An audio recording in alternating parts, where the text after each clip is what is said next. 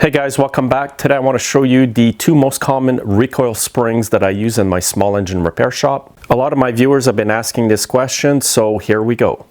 So the two most common recoil springs that I keep in my small engine repair shop are Oregon part number 43-426 and 43-425. The 426 is a little bit wider. I will use that one in some Tecumseh recoils and other engines like the GX390. And the other one is the 43-425. It is a little bit more narrower. I'll use this a lot in the GX160 recoils. These ones here, this would be a GX160, but also the smaller snowblowers as well. Rototillers, lawnmowers, etc. These are the two that I use all the time. I got these from Discount Online Parts. You will find the links in the video description and in the comment section to where you can buy these online from them.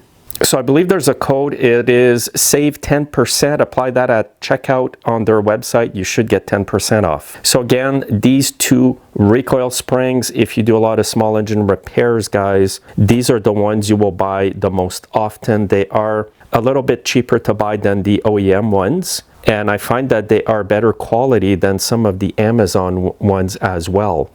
And what I like is they come in like a piece of wire here that keeps the spring intact. Sometimes you can just pop it in without having to coil it in. And same on this one over here, the bigger one. So these are by far the most commonly used springs in most small engine shops. Thanks for watching, guys. Check out the links. Stock up now. Have a great day.